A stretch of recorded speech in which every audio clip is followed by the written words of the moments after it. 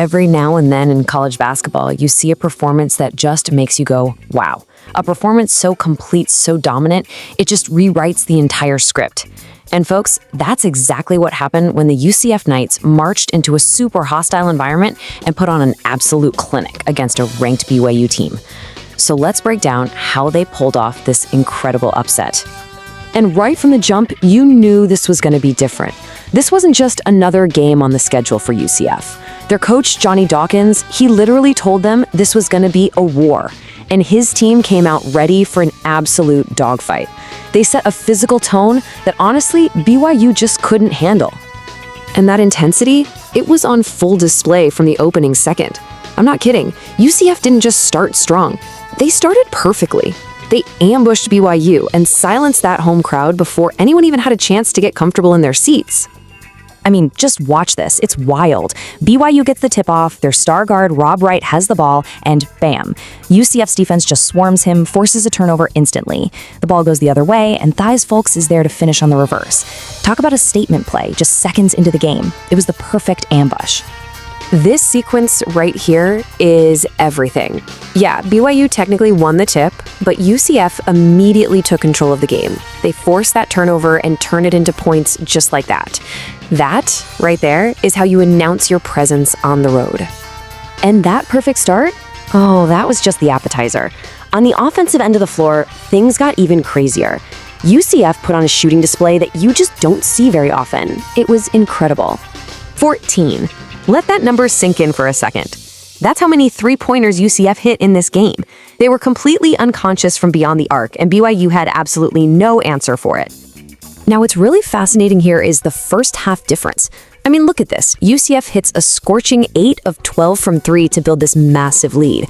At the same time, BYU couldn't buy a bucket from deep. This chart right here, it's basically the foundation for the entire blowout. But here's the thing. It wasn't just blind luck or hot shooting. UCF was picking apart BYU's defense like a surgeon. As one of the announcers put it, the Cougars were just lost on their pick-and-roll coverage.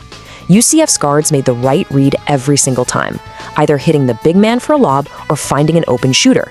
They just exploited that confusion over and over again. And they weren't just living and dying by the three ball. Nope. They balanced it out perfectly by attacking the paint. They used those confused defenses to get easy lobs, they finished strong at the rim, and they got out on the fast break. It was a complete, totally unstoppable offensive attack. Okay, so an offensive explosion like that is amazing, right? But it's only half the story. You can't win a war, as their coach called it, without defense. And on that end, UCF built an absolute brick wall that BYU just kept running into. 0. That is the number of fast break points BYU scored in the entire first half. Just think about that. UCF's transition defense was so locked in, so disciplined, they completely took away one of the easiest ways for a team to score. It's just incredible. And you can see the cause and effect right here. UCF's physicality, it led to turnovers and tough contested shots. And that meant BYU's best players, like Wright, who started the game 1 for 10, were completely taken out of their rhythm. They started missing easy shots, and you could just see the frustration building on their faces. Now, a beatdown like this is always a total team effort, no doubt about it. But a performance this special, it's always powered by some unbelievable individual nights. So let's talk about the guys who really stepped up. And the undisputed leader of that charge was Theis Folks.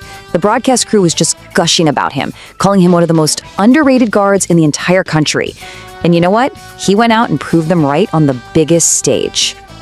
Just look at that stat line. A 20-point, 11-assist, double-double. The man was a maestro out there. He was getting his own shot from mid-range whenever he wanted, and then he was dishing it to his teammates for easy looks. That is a true floor general's performance. And he had a ton of help. Jordan Burks was deadly from 3 and was finishing with authority in transition. J. Stillwell was just an absolute stud on both ends. And get this, George Beal, a guy who averages only 3 points a game, comes off the bench and gives them an 8-point spark right when they needed it. A total team effort. But the game wasn't all celebration. There was a moment that kind of made your heart stop. Late in the game, Stillwell, who had been playing so well, he went down with a really nasty-looking ankle injury. It was a tough, somber moment in an otherwise joyous night. just a reminder of how physical this game really was. So what does it all mean? When you put all these pieces together, the offense, the defense, the individual efforts, what does a performance like this actually say about this UCF team? Well, this wasn't just any old win. This was what we call a marquee win. This is the kind of victory that makes the whole country sit up and take notice. It's the kind of win that can punch your ticket to the NCAA tournament. It's a defining moment for a program. And they did it in just overwhelming style. At one point, their lead ballooned to a jaw-dropping 36 points. 36 on the road against a ranked team. That is just pure, unfiltered domination. In the end, the commentators really summed it up perfectly.